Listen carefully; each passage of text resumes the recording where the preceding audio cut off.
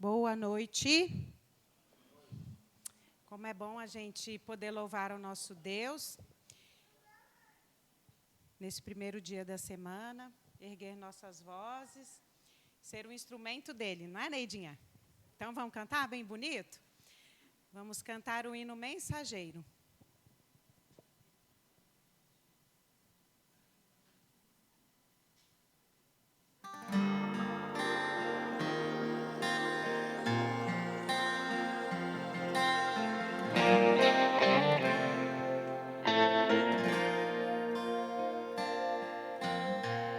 Tem dias que nem sei dizer, não tenho motivação.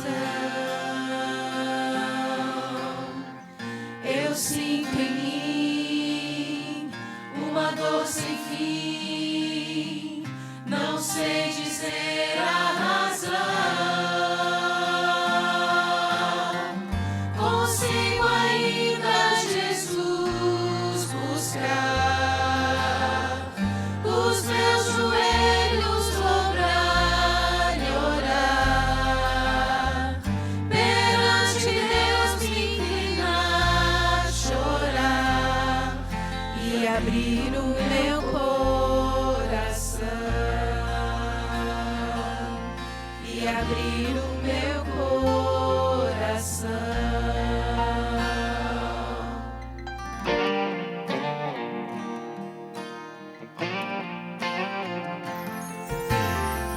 Já posso ver o sol brilhar, o vento e a paz vem soprar. Sem hesitar, irei sair, de meu Jesus vou falar. Sou mensageiro do Rei, Senhor, sou testemunha do seu amor. Ao mundo inteiro vou proclamar que Jesus vai aqui voltar, que Jesus vai aqui voltar.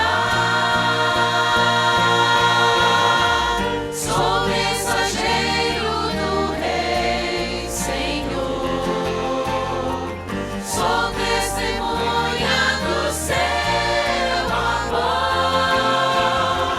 Ao mundo inteiro vou proclamar que Jesus vai aqui voltar,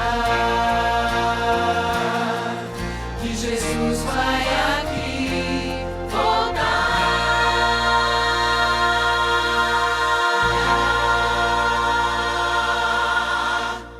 Amém. Que essa seja a nossa motivação diária, a anunciar a breve volta de Jesus e a graça maravilhosa, né, que Ele demonstrou vindo aqui morrendo por nós na cruz. Vamos nos colocar em pé e cantar o hino Graça. Graça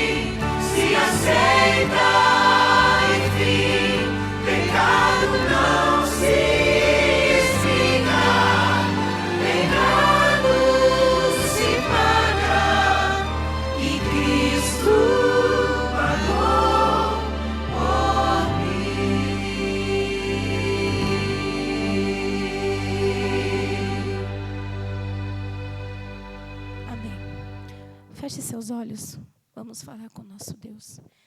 Querido Deus, bondoso Pai, nós te agradecemos, Senhor, por tua presença aqui no nosso meio. Queremos, Senhor Deus, te pedir que o Senhor envie teu Santo Espírito para que esteja aqui conosco, Senhor, falando ao nosso coração, não somente hoje, nessa noite, mas em todos os dias da nossa vida, em todos os momentos. Que o Senhor, Pai, nos alcance com a tua graça. Que o Senhor, Pai, sempre nos console todos os dias e nos ajude a permanecer firmes em teus caminhos. Que nesta noite, todos a pregação falada, cantada, Senhor Deus, que seja para mover o nosso coração e transformá-lo, Senhor Deus, para que nós possamos ir morar junto contigo na eternidade. Continue conosco, é o que te pedimos, em nome de Jesus. Amém.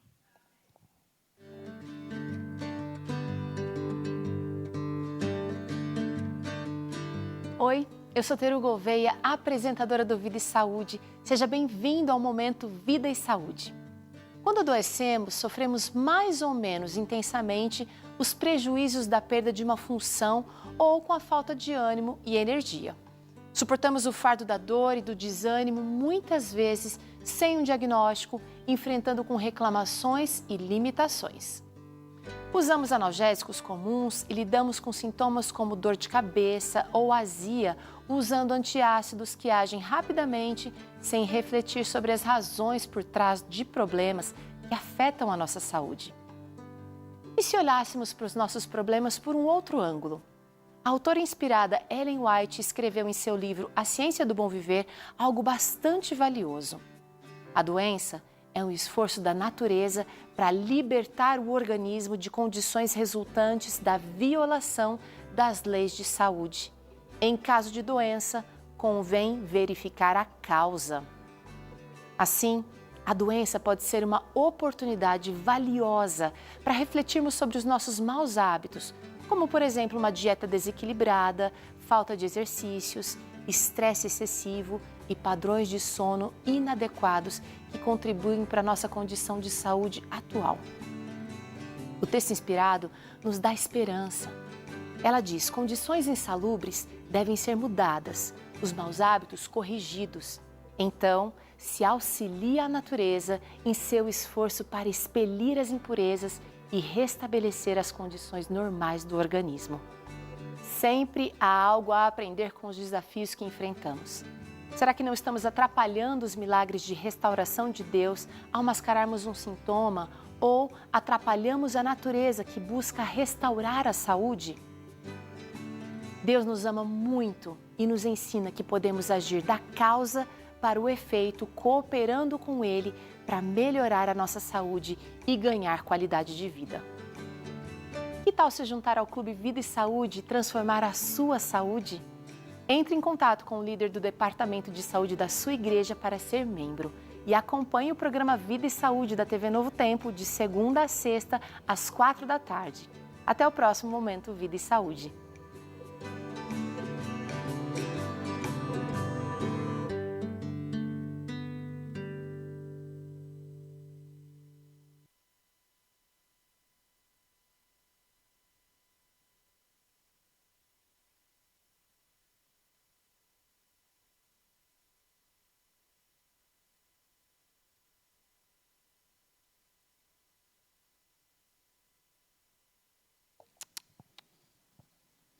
Boa noite. Algum tempo atrás, um líder da igreja foi pego em adultério. O homem casado, adulterando com outra mulher casada. Até aí, parece que é algo comum na sociedade moderna, não é isso? O adultério hoje, infelizmente, faz parte. Aliás, a televisão prega isso com uma facilidade incrível. Mas o pior é que esse homem também mentiu. E o pior ainda, ele tramou, voltando um pouquinho antes, a amante ficou grávida dele.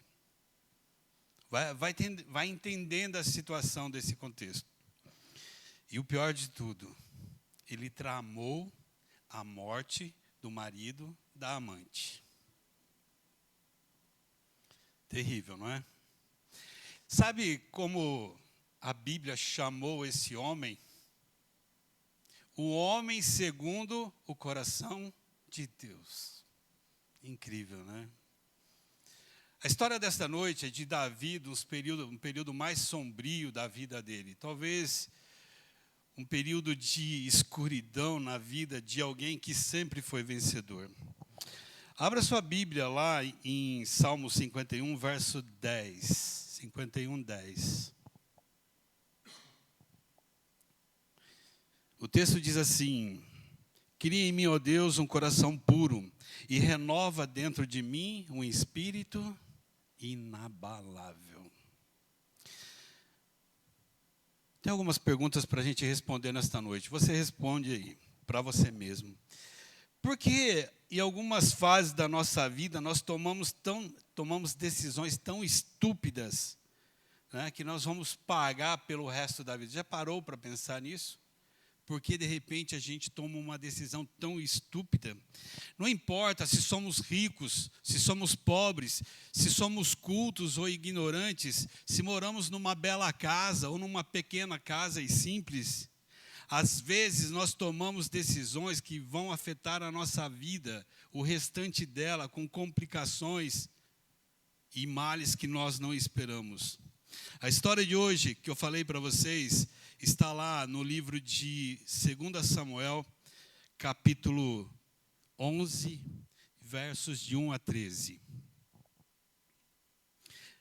A gente não vai ler o texto para a gente ganhar tempo. Eu preciso fechar aqui antes do horário. Então eu vou contar a história e nós vamos tirar algumas lições para a nossa vida. A estação de chuvas havia passado, o exército de Israel saiu para a guerra, estava ao norte, guerreando contra os amonitas. E Davi, que era o rei, geralmente os reis acompanhavam os seus exércitos naquela época. E Davi, por alguma situação, ele não foi. Ele deveria estar lá no campo de batalha com os seus soldados, porque era a função do rei. Mas ele perdeu a vontade de guerrear. Os melhores anos da vida, da juventude de Davi, ele passou guerreando, lutando. Em todo momento da sua vida sempre houve alguma batalha. Ele sempre teve que batalhar. Davi agora era um homem de 50 anos de idade. Era maduro, realizado e entediado. Parece que algumas pessoas chegam numa idade da vida que não sentem prazer mais nas coisas. Além disso, para a guerra ele tinha Joabe, que era o seu general, o braço direito de Davi, e esse sempre dava conta do recado, ele sempre estava na batalha, ele sempre resolvia as questões de guerra de Israel. E Davi, que havia lutado bastante, ele acreditou que ele deveria descansar. Ele acha que ele merecia descansar. E ficou lá no palácio, um palácio todo confortável, né, descansando. Porque, de fato, se você olhar a vida de Davi, ele lutou bastante. Primeiro foi um leão, lembra? Depois um urso, depois um gigante, não é isso? Depois vieram os filisteus, os moabitas, os edomitas, os amonitas, os sírios, os amalequitas e os jebuseus. É uma vida de batalhas constante, foi a vida de Davi até os 50 anos de idade. Ele sempre lutou, sempre batalhou. E essas batalhas sempre envolviam uma questão de vida ou morte para ele. Porque se ele perdesse alguma batalha, ele seria fatalmente morto.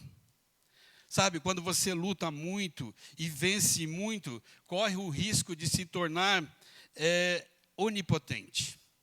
Você acha que porque já venceu muito, você é capaz de vencer qualquer situação na vida. E quando você acha que sabe todas as coisas, você pode ser surpreendido.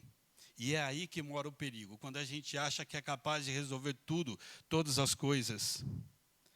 Seja um vitorioso e você vai confiar em você mesmo. E isso, irmãos, é uma triste armadilha que o inimigo coloca na nossa vida. Porque quando você acha que já conquistou tudo, que chegou ao pico, você pode cair. É aí que nós enfrentamos coisas que nós achamos que seríamos capazes de vencer. Por isso que eu digo, é importante em toda a fase da vida ter novos objetivos, novos desafios. A vitória de ontem não garante a vitória de hoje. É uma luta constante. Aliás, o ser humano é assim. Desde a nossa concepção, do nosso nascimento, nós lutamos para vencer. Você, para vir a esse mundo, você venceu milhões. Não é isso? Então, precisamos de novos desafios sempre. E com o exército longe, Davi tinha tempo de sobra. O pior é que ele não sabia o que fazer com esse tempo. Porque até então a vida de Davi foi atribulada, ele sempre lutou, batalhou. O que ele fazia? Dormia à tarde. Passava o tempo lá no palácio, todo confortável. Até que aconteceu um incidente. Davi estava um pouco entediado, já havia dormido, se levantou. Tudo indica que o palácio era uma construção mais alta que as construções vizinhas. E Davi passou a bisbilhotar, passou a olhar a casas vizinhas. O que será que acontece na vida comum das pessoas? Ele era um rei. E ele começou a prestar atenção. E aí que aconteceu um incidente terrível na vida de Davi. Ele viu uma mulher bonita, completamente nua, tomando banho no quintal. Davi ficou encantado com aquela figura que ele viu. Olha só, ele já havia vencido o leão, o urso, o gigante, e agora ele começa a ser derrotado por uma bela mulher. Sabe, meus irmãos, o inimigo sempre tem uma estratégia para nos levar a pecar. Mas isso não é desculpa para cairmos no pecado. Davi simplesmente poderia ter virado as costas, voltado para o palácio, quem sabe dormir um pouco mais para esquecer aquela cena. Ou clamado a Deus para que ele vencesse aquele problema, aquela tentação. Mas a desgraça de Davi foi demorar-se naquilo que ele viu. Uma mulher bonita, completamente nua. Deixa a sua mente contemplar o erro e facilmente você vai cair nele. Há um pensamento que diz assim: você não pode impedir que os pássaros voem sobre a sua cabeça, mas você pode impedir que ele faça o quê? Ninho sobre ela. Davi caiu no pecado da luxúria, cometeu adultério com Batseba. A história é conhecida de todas, eu estou pulando alguns detalhes, porque vocês já conhecem. Nada importava para ele, naquele momento, a sua integridade, os avisos do coração. O Senhor falando no seu íntimo que ele estava errado, e até o servo que ele mandou buscar Batseba disse para ele: olha, ela é casada. O próprio servo advertiu ele: ela é casada, e é casada com um soldado do seu exército. Precisava de mais advertência? Sabe, se nós não tomamos uma decisão nos primeiros instantes da tentação, será muito difícil resistir a ela e fatalmente nós iremos cair. Davi e Batseba tiveram uma noite de amor, uma noite de paixão e prazer. E quando ela foi embora, Davi imaginou: está tudo acabado. Foi uma noite de prazer, passou, né? Como é que chama? Amor de verão? Não tem uma frase parecida com isso? E ele achou que havia tudo acabado. Ela foi para casa e ele achou que a vida dele voltaria ao normal. Irmãos, foi a maior ilusão. E é assim com a nossa vida também, quando a gente comete o pecado, acha que não vai haver consequências. Eu digo para vocês, tudo nessa vida tem um preço. E naquela noite, Davi semeou ventos, e a colheita foi tempestades. Para o resto da sua vida, aqui Davi tinha 50 anos, e quando ele estava para morrer aos 70, ele ainda sofria consequências dessa noite. Um meio-irmão dos filhos de Davi estuprou a própria irmã. O outro irmão dela achou ruim e matou esse irmão. Um dos filhos dele tentou tomar o trono de Davi fora de tempo. Não era no tempo de Deus. Então ele semeou naquela noite ventos e colheu tempestades na sua vida. E o mundo começou a desabar quando, alguns dias depois, Davi, mexendo no WhatsApp, recebe uma mensagenzinha de Betseba. Problemas. Estou grávida. E agora? Davi estava preocupado, ele era o rei, ele precisava dar um exemplo, o que fazer. E aí ele teve uma ideia. Ontem eu preguei esse sermão lá, a gente comentava durante o sermão. O pecado, irmãos, lembra daqueles filmes antigos que tinha areia movediça? Lembra, né, André? Você é desse tempo, pode falar. Né? Quanto mais a pessoa mexe, o que acontece com ela? Mais ela afunda. O lamaçal do pecado é desse jeito. Quanto mais você tenta consertar o erro que você cometeu, o pecado, mais você se afunda nele. E Davi teve uma ideia. Ele achou que a ideia era brilhante. Ele mandou um recado para Joabe, que está na guerra, lá na frente de batalha, e pede para trazer quem? Urias. A ideia de Davi era assim: eu trago Urias para casa, converso com ele, mando ele para a casa dele. Ele está há muito tempo fora de casa, provavelmente o casal vai ter uma relação sexual e uma gravidez. Está tudo resolvido, não é isso? Não era uma boa ideia? Hã? Bem tramada, bem arrumada. Ele falou assim, isso aí vai dar certinho. Mas, irmãos, nós não podemos controlar as variáveis das circunstâncias. Nós não temos controle sobre as coisas. E ele conversou com Urias, perguntou como estava na batalha, como ia a guerra, e disse, agora você vai para a tua casa e descansa.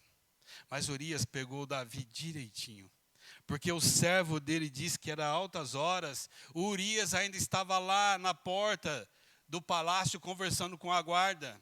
E lá ele dormiu, não foi para casa. O plano de Davi não estava dando certo, porque Urias não foi para casa.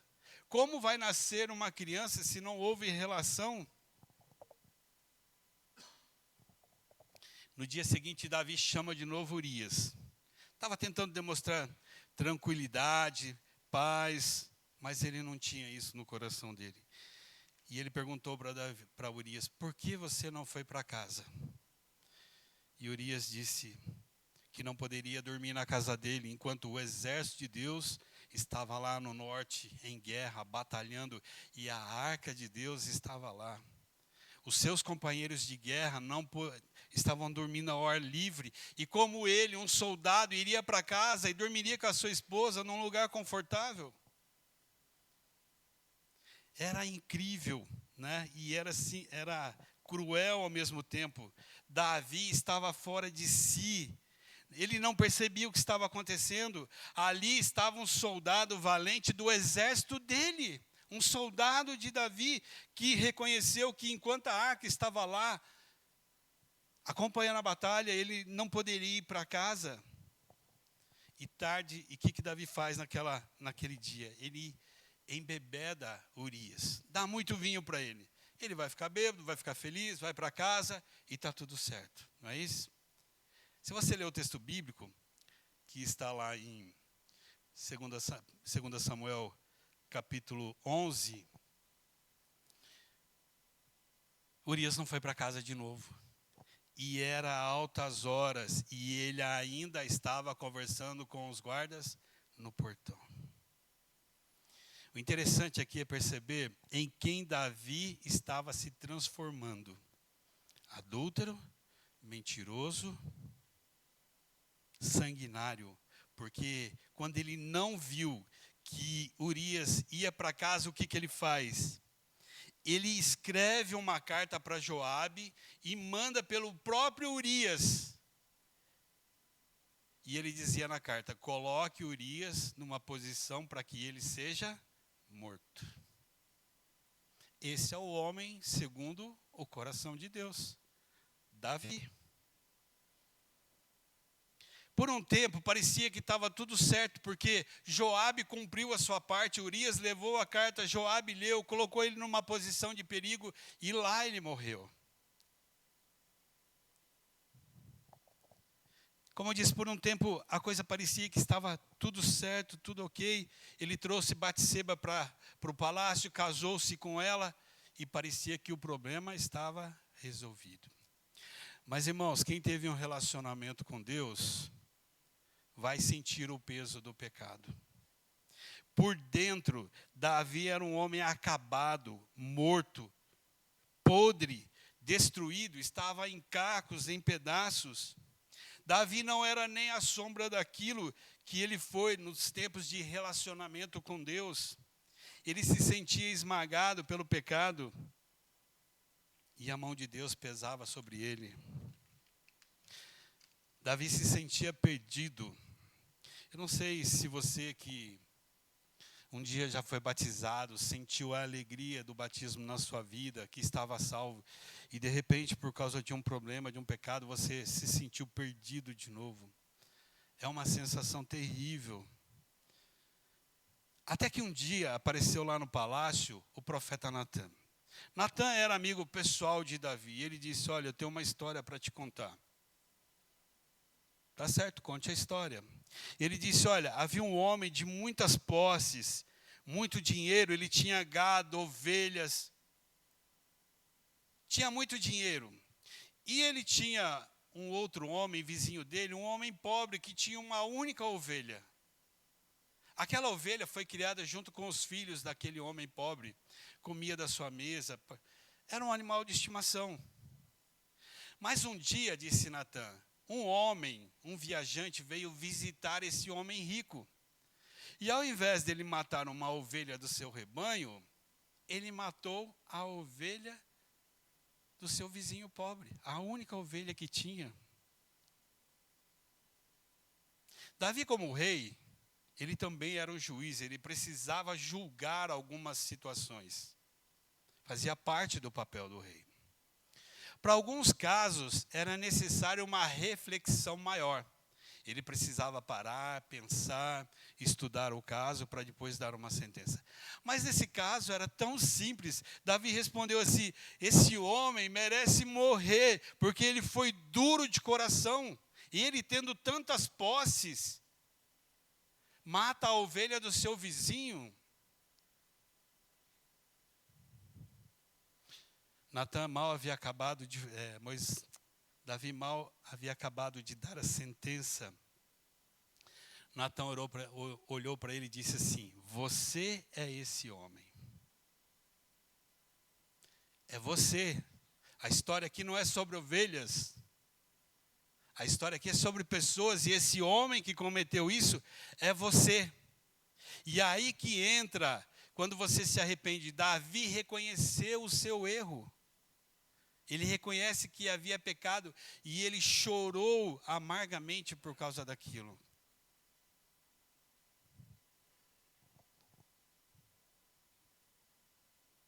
Sabe, irmãos, é inútil tentar esconder de Deus as coisas erradas que nós fazemos. Deus vê todas as coisas. Deus sabe todas as coisas.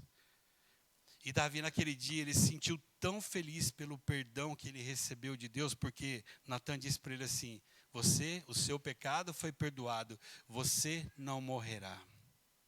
E aí, de tão grato, tão feliz que ele ficou, porque Deus o havia perdoado. Essa é a grande questão do pecado, é quando nos arrependemos genuinamente, quando queremos abandonar de fato o pecado, tirar da nossa vida, e Deus entra com o seu perdão, e a nossa vida é mudada, é restaurada novamente. Davi, naquele dia, ele ficou tão feliz que ele escreveu um salmo, que é o Salmo 51, que a gente leu parte dele.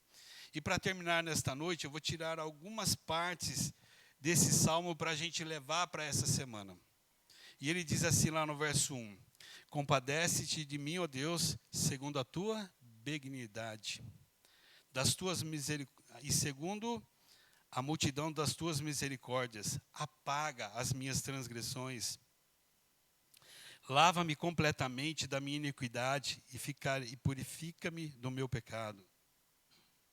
Pois eu conheço as minhas transgressões e o meu pecado está diante de mim. Pequei contra ti somente, e fiz o que é mal perante os teus olhos, de maneiras que serás tido por justo no teu falar e puro no teu julgar. Verso 5: eu nasci na iniquidade, e em pecado me concebeu minha mãe. Eis que te comprases na verdade, no íntimo e no recôndito, me fazes conhecer a sabedoria. Purifica-me com esopo e ficarei limpo. Lava-me e ficarei mais alvo que a neve. Faz-me ouvir o júbilo e a alegria, para que exulte os ossos que esmagaste. Esconde o rosto dos meus pecados e apaga as minhas iniquidades. Cria em mim, ó Deus, um coração puro e renova dentro de mim um espírito inabalável. Que oração! Que oração. Em nome de Deus, nessa noite eu quero dizer para você que talvez tenha um pecado escondido, guardado, algo que está fazendo muito mal para você. Assim como Deus perdoou a Davi, Ele é capaz de perdoar você também. Eu digo que não importa quão longe você foi, quão baixo você desceu, não importa o que você tenha feito, Deus é capaz de perdoar qualquer pecado se você for a Ele arrependido. Muitas pessoas ficam em pedaços como Davi estava, acabado espiritualmente. Davi era um morto-vivo até que ele confessou o seu pecado. Nesta noite eu vou pedir ao quarteto que vem aqui. Eles vão cantar mais um hino para a gente encerrar. E se você quiser nesse momento aproveitar o hino, falar com Deus onde você estiver aí, confessar o seu pecado, liberte-se desse mal, liberte-se desse veneno. O pecado, irmãos, na nossa vida, ele é um veneno que nos destrói aos poucos. Hoje é o momento de tirar a limpo isso da nossa vida. É só você e Deus. Conte para Ele o que está acontecendo. Você vai ver que a sua vida será muito mais feliz quando você confessa os seus pecados e o abandona. E nós podemos orar como Davi. Cria em mim, ó Deus, um coração puro e renova dentro de mim um espírito inabalável. Que Deus nos abençoe.